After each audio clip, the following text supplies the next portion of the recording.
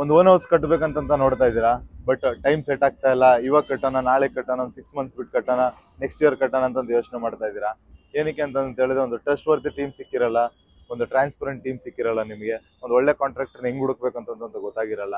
So ಈ confusion ಅಲ್ಲಿ ಏನ್ ಮಾಡ್ತೀವಿ ಅಂತ ಹೇಳಿದ್ರೆ ನಾವು ಡೆಫಿನೆಟ್ಲಿ ಇಲ್ಲ, ನಾನು ಫಸ್ಟ್ ನನ್ನ ಫ್ರೆಂಡ್ ಕಟ್ಟಲಿ, ಇಲ್ಲಾಂದ್ರೆ ನಮ್ಮ ಲೇಔಟ್ ಅಲ್ಲಿ ಯಾರನ್ನ ಒಂದು ಒಳ್ಳೆ ಕಾಂಟ್ರಾಕ್ಟರ್ ಬರಲಿ, ಇಲ್ಲ ಅಂತಂದ್ರೆ ನಮ್ಮ ರಿಲೇಟಿವ್ಸ್ ಯಾರ್ದಾನ ಮನೆ ಕಟ್ಟಲಿ ಅಂತ ಹೇಳ್ಬಿಟ್ಟು ವೆಯ್ಟ್ ಮಾಡ್ತಾ ಇರ್ತೀವಿ. ಬಿಕಾಸ್ ಮನೆ ಕಟ್ಟೋದಂತಂದ್ರೆ ಈಸಿ ಟಾಸ್ಕ್ ಅಲ್ವೇ ಇಲ್ಲ. ಮನೆ ಕಟ್ಟೋದು ಅಂತಂದ್ರೆ ನಾವು ಮಿನಿಮಮ್ 15 ರಿಂದ 20 ವರ್ಷ ತುಂಬಾ ಕಷ್ಟ ಬಿದ್ದು ಸೇವ್ ಮಾಡಿರೋ ಮನೆ ಕಟ್ಟಕ್ಕೆ ಅಂತ ಹೋಗ್ತಾ ಇರ್ತೀವಿ. ಸೊ ಎಲ್ಲಿ ನಾವು ಎಡು ಬಿಡ್ತೀವಿ, ಎಲ್ಲಿ ನಮಗೆ ಮಿಸ್ಟೇಕ್ಸ್ ಆಗುತ್ತೆ, ಎಲ್ಲಿ ನಾವೆಲ್ಲ ರಾಂಗ್ ಕಾಂಟ್ರಾಕ್ಟರ್ನ ಚೂಸ್ ಮಾಡ್ಬಿಡ್ತೀವಿ ಅನ್ನೋ ಒಂದು ಭಯ ಇರುತ್ತೆ. ಈ ತರ ಭಯ ಇದೆ ಅಂತಂದ್ರೆ ಡೆಫಿನೆಟ್ಲಿ ನಾನು ನಿಮ್ಗೆ ಸೊಲ್ಯೂಷನ್ ತಂದಿದ್ದೀನಿ. ನಾನು ನಿಮ್ಮ ಹನುಮಂತ್ ಮಾತಾಡ್ತಾ ಇದ್ದೀನಿ RCC ಇಂದ.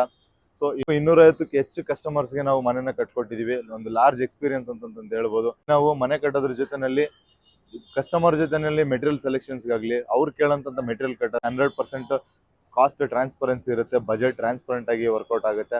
ಆಮೇಲೆ ನೀವು ಬೇಕಾಗಿರೋ ಮೆಟೀರಿಯಲ್ನ ಹಾಕಿ ನೀವು ಕಟ್ಟಿಸ್ಕೋಬೋದು. ಮತ್ತೆ ಎಕ್ಸ್ಪೆಷಲಿ ನೀವು ಕೇಳಿ ಟೈಮಲ್ಲಿ ಮತ್ತೆ ಅಗ್ರಿಮೆಂಟ್ ಡೇಟ್ ಒಳಗಡೆ ನಾವು ಕೆಲಸ ಮುಗಿಸ್ಕೊಡ್ತೀವಿ. ಬಜೆಟ್ ರೆಡಿ ಇದೆ. ಒಂದು ಕಂಪ್ನಿನ ಹುಡುಕ್ಬೇಕಿಲ್ಲ, ಒಬ್ಬನ ಯಾರನ್ನ ಕಾಂಟ್ಯಾಕ್ಟ್ ಮಾಡಬೇಕಂತಂದ್ರೆ ಡೆಫಿನೆಟ್ಲಿ ನಾವು ಒಂದು ಸ್ಟೆಪ್ ಆಚೆ ಇಟ್ಟಾಗ್ಲೇ ಅದಾಗೋದು. ಇನ್ಯಾಕೆ ವೆಯ್ಟಿಂಗು? ಡಿಸ್ಪ್ಲೇಲಿ ಕಾಣಿಸ್ತಾ ಇರೋ ನಂಬರ್ಗೆ ಕಾಂಟ್ಯಾಕ್ಟ್ ಮಾಡಿ, ಒಂದ್ಸತಿ ನಮ್ಮ ಆಫೀಸ್ನ ವಿಸಿಟ್ ಮಾಡಿ, ಡೀಟೇಲ್ಸ್ ಕಲೆಕ್ಟ್ ಮಾಡಿ.